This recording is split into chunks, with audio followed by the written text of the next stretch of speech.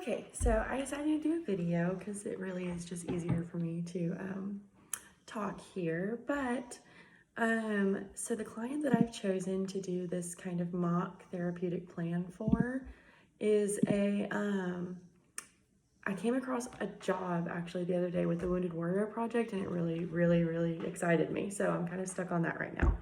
But my client would be a retired veteran who was an amputee, who has just been diagnosed with arthritis. Most likely, this client in reality would probably be closer to in his 40s, just kind of depending on when the amputation happened. But the arthritis would set on later. So for this scenario, I have a veteran in his 60s, is a male, and he's just been diagnosed with arthritis, and he has an amputated left leg below the knee.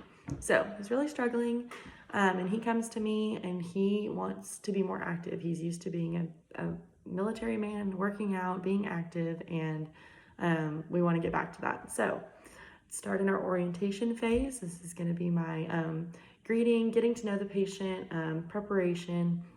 So in order to prepare myself first, some of those nonverbal cues, I would make sure that my appearance is presentable, that it would be comforting to a veteran. I'm not going to have any kind of, not that I would anyways, but any kind of anti-military or anti-war, anything like that around. Not that that would be there anyways, but that's just an extra precaution that I would make sure.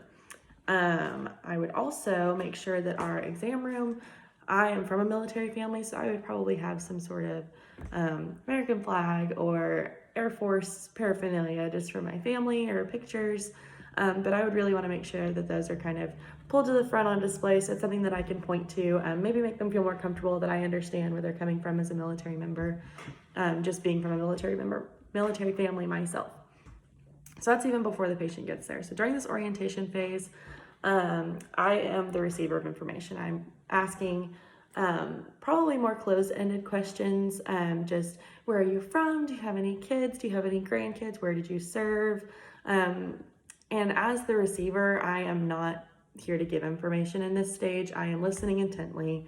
I will utilize a lot of nonverbal communication in this stage. I think facial expression, hand gestures, attentive body language, and I would want to convey empathy, focus, and understanding, that I am intently listening, that I understand what they're going through.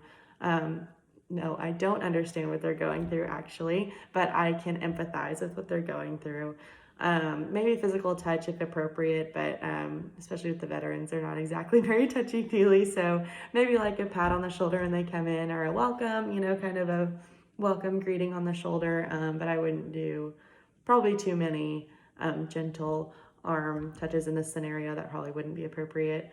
I would also make sure to maintain personal space. A lot of times with veterans, in my experience at least, they don't ever want to feel trapped. They don't ever want to feel stuck. And so just making sure that I keep, maybe even if I had an office with a desk, that I would maybe sit behind the desk so that they have some space.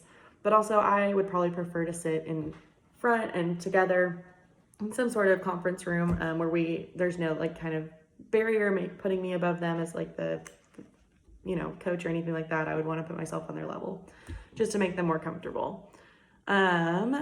I would also want to just make sure that they feel comfortable and confident in their surroundings. And I would just ask them, are you comfortable in this room? Is everything okay? Can I get you a bottle of water? Things like that, just to make them feel comfortable. So once we've gotten to the orientation phase and I've asked my closed-ending questions, we've kind of built that relationship. They feel like I'm genuine and I'm empathizing and I'm listening, and they're comfortable with me and they feel like I'm sincere.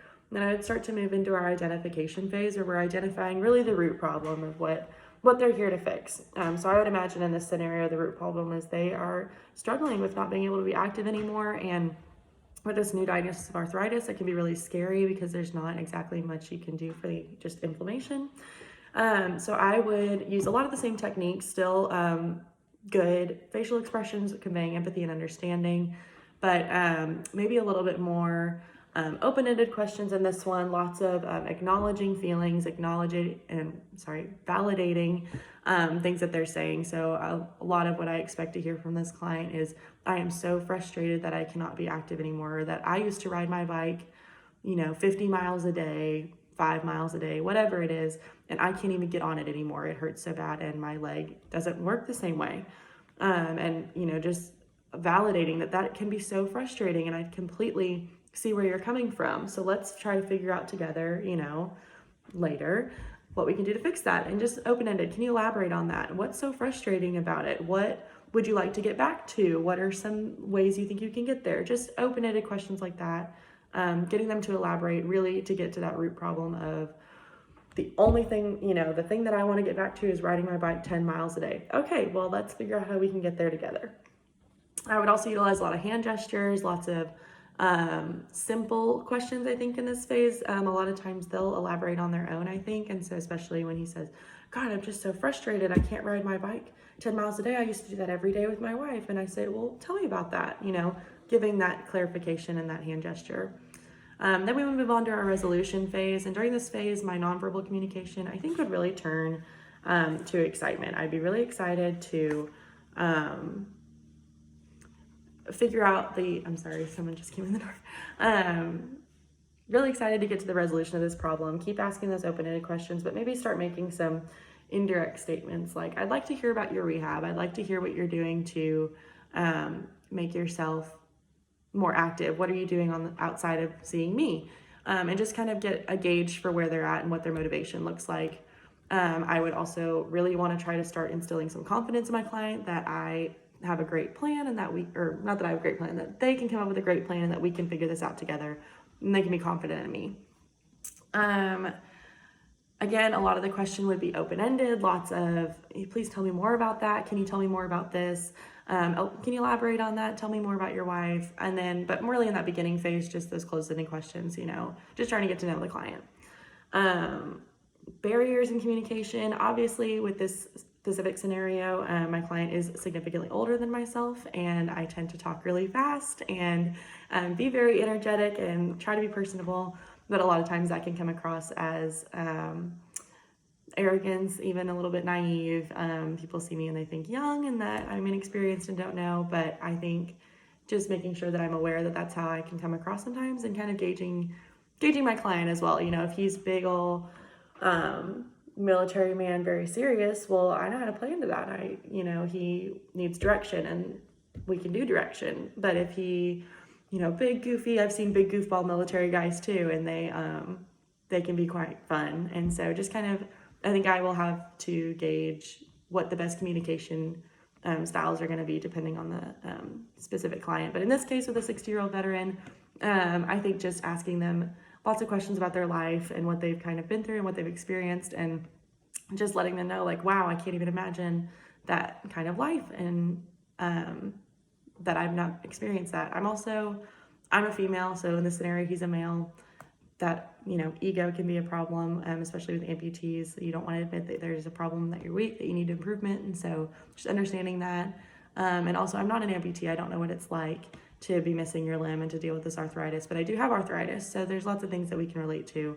It's just not going to be exact.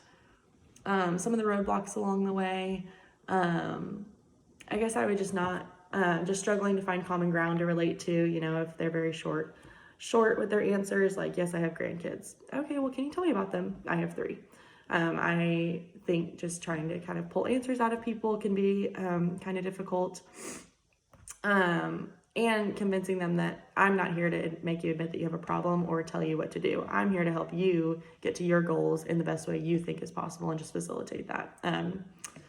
So yeah, I think patients in pain can be really difficult. And so especially for a patient in this scenario, finding real motivation to get to that point will be really important. So thank you.